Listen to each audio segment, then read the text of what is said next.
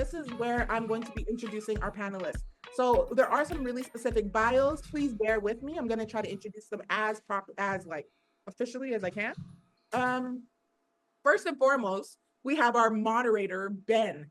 I'm going to read it and I'm also going to give you a little comments about Ben because I got to like meet him a little personally before the event. So, Ben is a passionate advocate for highlighting the intersectionality of race, culture, and disability through public speaking, consulting, and media appearances. Good for you. As a proud Black man of Ghanaian, I'm pronouncing it bad, descent, living with the eye condition, I hope I say it right, of retinitis pigmentosa. He draws on his personal experience to amplify underrepresented voices. Ben holds a social service worker diploma from Sheridan College, a bachelor's of social work from Laurentian University. Okay, you're excelling, and the master's in social work from the University of Waterloo. I only did one. Currently, Ben, currently, it's not a competition. Currently, Ben serves on the Council of Canadians with Disabilities and is an original member of the CNIB's Black Voices United group. I don't know of them. I need to look it up. He also participates in several coalitions focused on raising awareness around race and disability. Through his numerous public speaking engagements, lectures, and panel discussions, you're just doing it all, Ben advocates for the importance of intersectionality in race, culture, ethnicity, and disability. All of it. In addition, he coordinates and hosts the podcast. How do you have time for a podcast? Ben, come on. The Lens, Living Diverse. Okay, I'll check it out. I'll try to check it out. I'm not always on podcasts, which features stories and perspectives from diverse individuals and communities living with blindness or low vision. I love it. When Ben isn't working, when aren't you working, Ben? He taps into his creative side, writing scripts, writing and composing hip hop and R&B tracks, acting in commercials and on TV, refining his merengue and salsa skills, lifting weights, traveling the world, and performing stand-up comedy. Ben, he's also achieved incredible feats that defy expectations, such as driving a go-kart at 80 kilometers an hour, dangerous, skydiving, parasailing, zip lining, and running a half a marathon, things I have not done. Not that I'm the benchmark or anything. I haven't done a lot of things. Ben firmly believes that diversity, equity, inclusion, and accessibility should be integral to organizations, media platforms, and society at large. We're almost done, guys.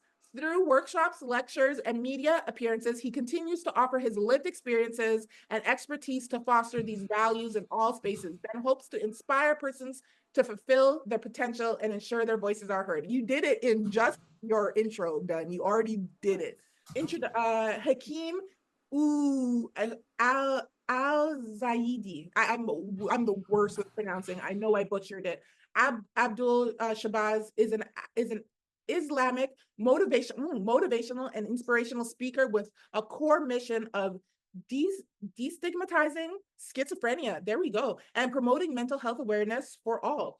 He holds a bachelor's degree in business administration from Royal Roads University on scholarship from BC Schizophrenia Society. He is currently completing his master's. Okay, if you didn't stop there, you're like, let me just do a master's. Okay, we all just do masters in business administration at the University of Canada West.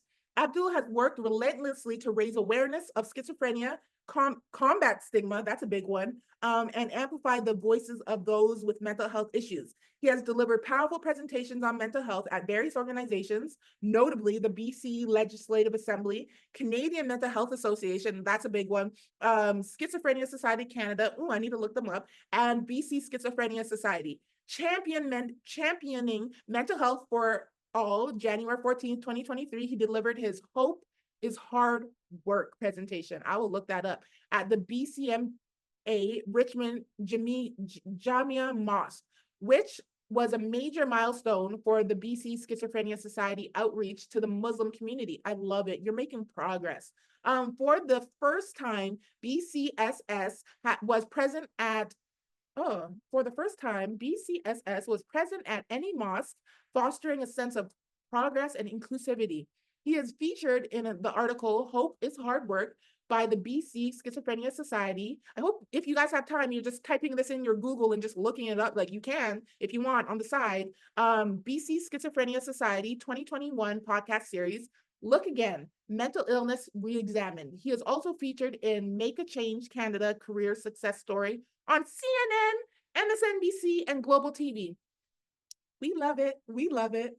Just excellence. And I'm not saying everyone's got to be excellent either. Sometimes we say excellence and then people are like, okay, like I'm just, living, but excellence. LA Wade, I gotta bias because I just recently met this.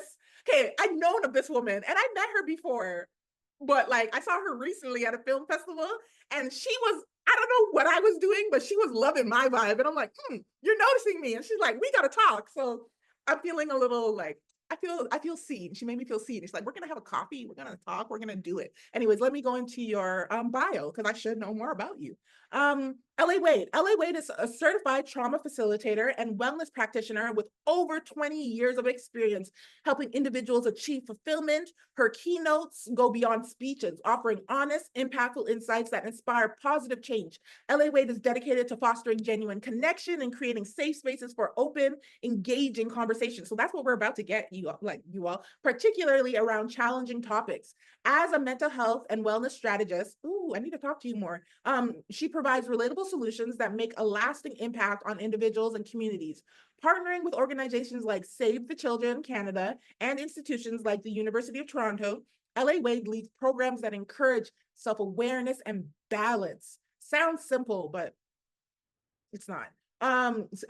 Self-awareness and balance. Her accolades include the Scotiabank Black Achievement Award, highlight her influence as a leading woman entrepreneur. And I, just like everyone we've already talked about, there is probably so much more. Because as far as I knew from LA, she was a personality on Instagram. I'm like, she's doing it all. I didn't even know all of this, but we're going to keep it moving. And so I'm just going to turn it over to our moderator, Bernard, who will guide the conversation with our panelists. So I'm going to hands off. If you need me, call upon me, but I'm gonna just listen. Finally, I know all of y'all like, this girl will just stop talking and we will get going. So thank you for having me. Thank you for holding space. You're all making my day better because it didn't start very well, to be honest. So seeing your faces, already getting the vibe is already you're helping me. So thank you. And I'm gonna hand it off to you, Bernard. Of course, of course. In Africa, we need you as a PR person. At least my PR person. Wow. Hey. I was thinking to myself, I did all that stuff and I love the energy. And even right now, I love the energy of everybody here. And as Africa was saying, we have some great panelists, we have some amazing people. So we started off by asking the questions, or actually, if we could get each of the panelists to kind of say hi so everybody knows what voice belongs to panelists. So I'm going to start off with LA Wade. If you could just say hi to everybody. Hi, everyone. Oh, wonderful, wonderful. Hakeem, if you could give a quick hi. Hi, everyone. Hi, Excellent. everyone. Excellent. Thank you. Thank you. Let's get this show on the road. I'm going to start off with the first question. So, for myself, I am a screen reader user. So, just for this panel, if people can not chat in the chat room because my screen reader will go off just during this panel, and I know people are excited. So, first question. So, for everybody, if you could please share a pivotal moment in your employment journey that highlights the challenges of individuals, Black individuals with disabilities. How did you overcome these challenges? My name is Hakeem. I just want to say I want to acknowledge the land of the Wisanic and Songhees First Nations, of which I work and play on. My pronouns are he, him. And to answer the question, I've had quite a journey in my professional career. I've been primarily a dishwasher. Um, I I found that when I was younger, I had a situation where I worked at KFC for like a day or two, and they did not pay me. They just trained me, and they ended up not paying me. And looking back in that moment now, as a person that's grown to be educated, I feel like in that moment I should have acknowledged that that was discrimination, what they did, and the manager was obviously Caucasian, and they didn't give me a fair chance. I didn't not even an explanation. So I, looking back in that moment, I believe I should have stand up for myself, and that's why it's important to acknowledge blackness in disabilities and people being able to advocate for themselves.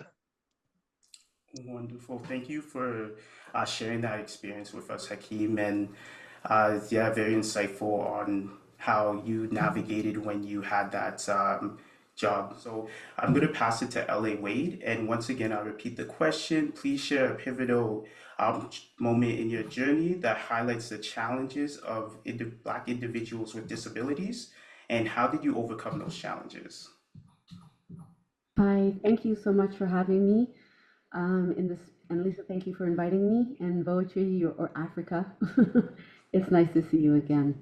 In regards to how my appearance is, I have dreadlocks and it's pulled into a ponytail with a little bit of a bang thing going on. I have very large glasses, black glasses and yellow earrings with a orange and decorative shirt on. Um, and in regards to the question, I believe that my challenges, I mean, I've always had my challenges, but they weren't always a challenge for me in my workplace. So they didn't start at a specific time, other than to say I worked at an organization within the University of Toronto that was very inclusive, a very inclusive space, and they did a changing of the guard, so to speak, where they changed directors. And so I worked there for many years prior to um, my situation that came up. I worked there for probably 9 years before they changed the director. Now, I was a student of this program prior to getting to this place. So, as a student of the program, the people that I ended up working with were actually my teachers when I first began. So, they knew who I was, they knew my learning challenges, and they were very supportive of that. And during those first 9 years, I thrived in my position of registrar and sessional lecturer. I was provided many opportunities. Many of the accommodations I required during school as a student was provided to me. But the student base was very laden with people who had high demands and high needs. So I really needed a lot more support in terms of administrative support and things like that, because I can't work at the same pace and still also provide the care that each of the students needed. And that became more challenging when the directors were switched. One director retired and a new director came in with a different objective towards the program. Times were changing within the university and they wanted to quote unquote streamline. And when streamlining happens, those of us with disabilities can sometimes get lost in the flux of that. And that's where my problems really began, in the sense that I no longer had somebody who was acknowledging what it was that was supported to me prior to this experience. And then because of the stress of it, it kind of exacerbated many other issues that, I had been managing emotionally, regulating and doing all of the things when you're loved and supported, which that was then gone.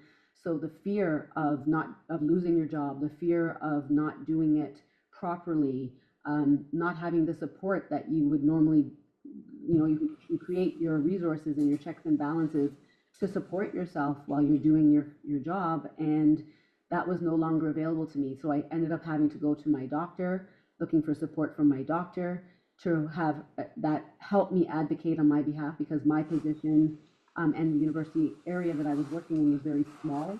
So it wasn't like I had the larger institution and other places to go to help keep those things in line. So a lot of things got swept under the rug, and I felt like I was manipulated and steamrolled out of a position and forced into I would take short-term breaks to try to regain myself. I requested to work from home, a whole bunch of things. It was one of the most horrible experiences of my life, and I don't know if she minds me saying so, but I would not have survived it without Lisa Arneson. I would not have survived that experience. I wouldn't be the person who is doing all of the things that I am doing today, because now I know how to advocate for myself. I know how to put the resources together because I'm not in a space that doesn't support me. However, that makes me a lot more precarious in terms of steady income, and I don't have the resources of the university, and I have to learn a lot of things on my own. And I lean heavily, like when I say heavily, it makes codependency look like like love. It is not cool how I have to rely on people to help me, but I have skills. I have gifts. I did it for 9 years in a supportive, loving environment. So it wasn't a matter of can I do it? It was what kind of situation can I provide for myself to do what I do and be recognized and paid for it. And that continues to be precarious because I'm running around doing many things trying to get paid the not even half of what or a quarter of what I used to be paid in an institution that I had worked very hard to get that job, and I was forced out. And on top of that, I began to have physical challenges with two car accidents that you'll see me rubbing my shoulder and my neck every now and then. It's hard to sit here for long periods of time, but I've adapted. One thing I've learned is that my disability from when I was very young has made me very resilient and resourceful. And so two of my mottos is let your living be your healing, and I can do hard things. And so everybody on this panel, you can do hard things, and you can be vulnerable because it's up to you to do what it is that you need for yourself, and you can empower those around you to create the vibe and the tribe that you need to succeed. Of course, wonderful. I really like that quote and let it be heard. And as I made mention, I really love the experience in hearing how you folks navigated because it's very important to know that with employment, it's a holistic thing, right? It's not just one factor. It really is a domino effect.